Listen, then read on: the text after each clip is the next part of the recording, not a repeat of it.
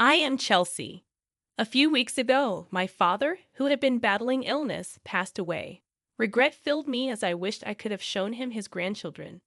The words escaped my lips along with a sigh. I got married 5 years ago, at the age of 25. At my wedding, my father and I made a promise. I'll let you know first when I get pregnant. However, that promise remained unfulfilled, and it became my only regret about my father. His illness was discovered a year ago, and since then, I did everything I could for him. I regularly returned to my parents' home, visited the hospital with my mother, and increased the frequency of phone calls and video chats. Despite my efforts, I couldn't help but wonder if I could have done more. As I muttered these thoughts, my mother, sitting next to me, reassured me, saying, "You did well, Chelsea. Your father would be satisfied." Just then, my sister Portia returned, bringing the lawyer with her. My sister entered the living room, accompanied by a man in his mid-40s, whom I assumed was the lawyer. He handed me his business card, introducing himself as Samuel, the attorney. Gratefully, I acknowledged his presence, and my mother guided him to his seat. As soon as the lawyer sat down, my sister blurted out, "I heard from this lawyer that Dad left quite an inheritance." I quickly clarified, "It's not all for you, Portia." An uneasy tension filled the room as my sister glared at me, revealing our strained relationship. We used to be okay, but things soured when we found out about Dad's illness. Despite my attempts to bridge the gap, my sister's arrogant attitude and reluctance to visit our father only worsened our relationship. I expressed my frustration, but she insisted, "I'm not being stubborn. I live in the city, and it's not easy to come to the countryside." Our argument continued, and I realized that our relationship had deteriorated quickly. Even though she lived far away, I believed she could have visited once in a while. In the end, she stopped talking, and the tension hung in the air. Attempting to defuse the situation, the lawyer intervened, saying, "Let's calm down, please." I apologized, and the lawyer nodded before continuing. "As I mentioned on the phone, I have your father's will." My mother inquired, "When did this happen?" The lawyer replied, "A few weeks before he passed away." He contacted me, so I went to the hospital to have him sign the will in front of me, with his primary physician present. It turned out they had arranged for the primary physician to contact the lawyer. After my father passed away, the lawyer was contacted. He, in turn, reached out to us, explaining the circumstances. "That's how we find ourselves here today," the lawyer said, producing a white envelope and placing it in front of us. Inspecting the envelope, I mumbled, "This is definitely Dad's handwriting." My sister Portia seemed impatient, saying, "Never mind, just tell us what's in it. I'm busy, you know." The lawyer, with a wry smile, opened the envelope to reveal a single piece of paper. "This is what was written there," he began, explaining that besides the house and land, our father's inheritance included some savings and a storage shed. The mention of the storage shed puzzled me. My sister, however, interrupted angrily. "Wait a minute. You didn't mention the farm." "The farm, yes," I added, recalling that it was a hobby my father took up after closing his company. He had started farming near our home until he fell ill. My sister insisted that the farm should be part of the inheritance. Reviewing the documents, the lawyer found a note and revealed, "The farm is rented land."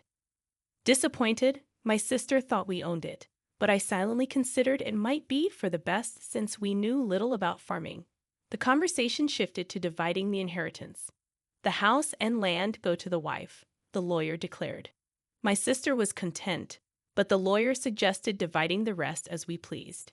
My sister promptly claimed the cash from the savings, approximately $100,000. Protesting against this selfish arrangement, I objected. "Wait a minute. I'm the oldest daughter. That's irrelevant. I'll take the storage shed." My sister turned to the lawyer, asking, "What even is that?" The lawyer explained, "It's the storage shed next to the house. You'll inherit the building, the land, and its contents." My sister's eyes lit up, and she eagerly accepted. As I questioned her motives, the lawyer continued, "It's about 65 square feet, roughly the size of a small bedroom. Reacting with distaste, my sister grimaced as the lawyer placed photos of the shed on the table.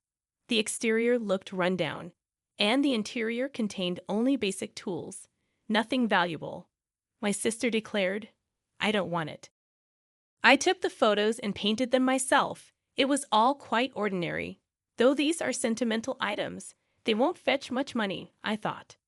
As I pondered, my sister spoke up, saying, "Fine, I'll take the cash. You can have that dirty shed." "Hold on, that's not fair. You agreed to the vegetable farming. What are you complaining about now?" my sister retorted. It was difficult to argue against her point, but if I didn't speak up, she'd take all of Dad's inheritance. My sister pressed me, asking, "So we're good then?" Struggling to answer, my mother chimed in, "As long as Portia won't complain later, I have no objections." My sister grinned, and it seemed settled. However, feeling uneasy, I immediately objected, saying, "Well, I'm not satisfied." "Give it up. You're so greedy, aren't you?" my sister remarked, calling me a hassle. Frustrated, I insisted, "That's not it. You care more about Dad than money, right?" Her words left me speechless, realizing that family is more important than money. Before I could say more, my sister ended the conversation. In the end, my mother got the house and land. My sister received Dad's savings, and all that was left for me was the dirty shed. My sister signed a document promising not to complain about the inheritance division, laughing loudly. Full of complaints, I couldn't help but vent to my mother, asking, "Mom, why didn't you help me?" She replied, "I did help you. You decided with Portia." I argued, "That's not true. I made sure you got the shed." My mother assured me, "You might find something surprisingly good if you look closely." The next day, armed with the key from the lawyer, I headed to the shed near the field, a 10-minute walk from home. It was a rural road where no one else passed by. Upon reaching the field, which my father had rented for the past year, I opened the dusty shed with the key. As I looked around, there was nothing special inside, just tools for farming. Disappointed, I mumbled, "Maybe I should just take what's inside for now." However, upon closer inspection, I noticed that the shed felt smaller from the inside than it appeared from the outside. Puzzled, I walked around to the back and discovered another door. Gasping, I realized there was a space accessible only from the back. Excited, I thought this must be Dad's surprise. Remembering his love for surprises, I began tearing up. Rummaging through the shed, I found 2 keys hidden in the handle of a shovel. Trying one in the back door, it clicked open. Inside the cramped space, a large safe stood alone. Recognizing it from Dad's company, I hugged the safe, feeling fulfilled. Thinking that there had to be more surprises, I inserted the second key into the safe. With a slightly rusty sound, the safe opened, revealing contents that left me in disbelief. I was stunned. Inside was an unexpected inheritance. Overwhelmed with thoughts, I realized I had to tell Mom. Locking the safe, I rushed to her and, after explaining the situation, called my husband. Together, we moved the safe from my parents' house. However, a realization hit me. The contents were undoubtedly Dad's. If it's part of my inheritance, including the shed, I might have to pay inheritance tax. Better get this thoroughly checked out.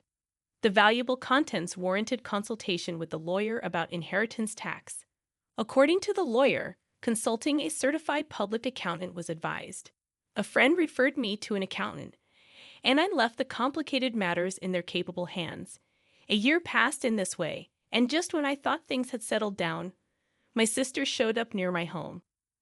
"What brings you here all of a sudden?" I asked. "Well, I had some business at our parents' house, so I stopped by." "Something like that," my sister replied. Her behavior struck me as odd.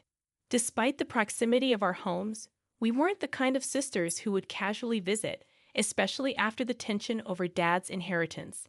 Suspicion lingered as I looked at her. Acting a bit nervous, my sister asked, "Can I come in?" I agreed, but her visit was unusual. After serving coffee, she started fidgeting and finally spoke, "So, did you win the lottery or something?" I shook my head in confusion. No, I didn't. Did your husband get a bonus? I replied, I never buy lottery tickets, and my husband's bonus isn't due now. What are you talking about? Angrily, she exclaimed. What are you making fun of me for? Money, you had it, don't you? She excitedly shared a story from a few days ago when she ran into our aunt in the city. The aunt mentioned receiving a $500 gift card as a thank you for visiting Dad. My sister assumed I sent it and believed I had come into extra money. She interrogated me, insisting that I admit to a windfall. Sighing, I clarified. It was a thank you gift from the inheritance. My sister didn't like my attitude and accused me of mocking her. I explained, no, it was a genuine thank you gift, but she pressed, demanding to know where I got the money. I replied, from the inheritance, remember? So I sent thank you gifts to relatives who had helped us. Upon hearing this, my sister frowned and remarked, all you got was that dirty shed. I nodded, confirming her statement, but then added, there was a safe inside it. That's where the real inheritance was. Perplexed, my sister questioned, a safe? Real inheritance? I carefully explained to her about the watches in the safe, all of them valuable and collected by our father as a hobby during his lifetime. However, I admitted not knowing their exact value. On the other hand, the remaining savings were about $100,000, which seemed small considering our father's background as a business owner who could retire early. This led me to believe he might have invested a significant amount in those watches. My mother, upon seeing the contents of the safe, had expressed concern about potential inheritance tax. Seeking guidance, I asked her, what should I do, Mom? After some thought, she advised, things like this always come out. You should declare it properly. Let's ask that lawyer we spoke to recently. I consulted the lawyer again, who explained that if you inherit valuables, the inheritance tax is determined by their value at that time. He also suggested that a certified public accountant could handle it for me. Following this advice, I left it to the accountant. The results revealed that the watches alone were worth at least $500,000. Faced with this valuation, I questioned, how should I pay the inheritance tax? The accountant suggested, how about keeping the ones you're emotionally attached to and selling the rest? Agreeing with the practicality of this approach, I sold some watches, used the money to pay the inheritance tax, and sent thank you gifts to the helpful relatives, the gift cards my sister had mentioned. By the way, I kept items like the pocket watch my father often wore, which held the most memories for me. I showed it to my sister while explaining the story, saying, this one isn't expensive, but it holds the most memories for me. However, my sister frowned upon hearing my story. What? You don't have any left? She asked. I replied, no, there are still some in the safe, which is at Mom's. It's too big for this house. It's the one Dad used at his company. My sister looked away, seeming deep in thought. Feeling uneasy, I anticipated her reaction, but she surprised me by standing up and saying, I'm leaving now that I know where the money came from, and left. Considering my sister's money-minded nature, I expected her to demand a share of the money from the watch sales. I was relieved she left without making a fuss. However, in my relief, I forgot the unease I had felt earlier, only to be reminded of it late that night when I received a call from my mother. Chelsea, it's urgent. Come over right away, my mother exclaimed. Alarmed, my husband and I rushed to her house, noticing something strange as we approached. The area around my parents' house was lit up in red, and as we got closer, several police cars were parked outside. What's going on? I wondered, and the reason became clear, a distressing situation unfolding at my parents' house. I navigated through the crowd, calling out to my mother, what happened, Mom? According to her, it was after 9 p.m., and feeling tired, she had already gone to bed. Shortly afterward, she heard strange noises, sounds like someone searching for something coming from beyond the door. Oh, it's a burglar, my mother instantly thought. Feeling helpless as she was alone in the house, she decided to escape through the window. Glancing back, she saw the light of a flashlight moving inside the house. confirming her suspicion of a burglar. Convinced, she ran to the neighbor's house and urgently sought help, saying, "There's a burglar." Upon hearing this, the neighbor promptly came out, and they both observed the swinging light my mother pointed at, thinking it was a burglar. They called the police, who arrived soon after. However, it turned out not to be a burglar at all. It was my sister who had sneaked into the house to rummage through the safe, influenced by my story.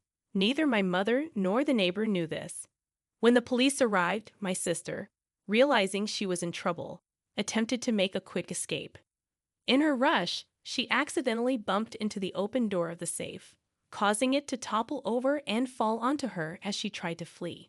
That's how Portia got trapped under the safe, and she was taken to the hospital by ambulance, complaining of leg pain.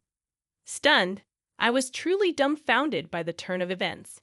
Afterward, my mother and I apologized to the police officers for the late-night disturbance.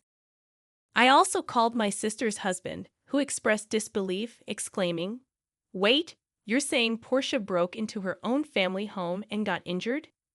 "Yes, that's correct," I replied, shocked and disappointed. Her husband revealed that Portia had accumulated a significant amount of debt, spending extravagantly on brand-name items. The couple had a massive fight, leading Portia to storm out, declaring she would borrow from Mom to pay it back. It turned out she had already used the $100,000 she inherited to settle some of her debts. However, still short, she came to me, seeking more money. Learning about the contents of the safe triggered her actions, resulting in this entire mess. No wonder her husband was furious. In the end, my sister, with a fractured leg, was hospitalized, and her husband started talking about divorce. Despite her protests, he brought divorce papers to the hospital, and she had no choice but to sign. Now she lies in her hospital bed, stunned by the unfolding events. I noticed a part-time job magazine next to her, suggesting she's contemplating working part-time to pay off her debts. As for me, I decided to move back to my parents' home amid all the commotion. Concerned about my mother and another significant reason, I found out I'm pregnant. After discussing it with my husband, we decided to move back home and have my mother assist us with childcare. Although I wish I could have shared the news of my pregnancy with my father while he was alive, I'm certain he would be happy for us. So, I'm looking forward to giving birth to a healthy baby.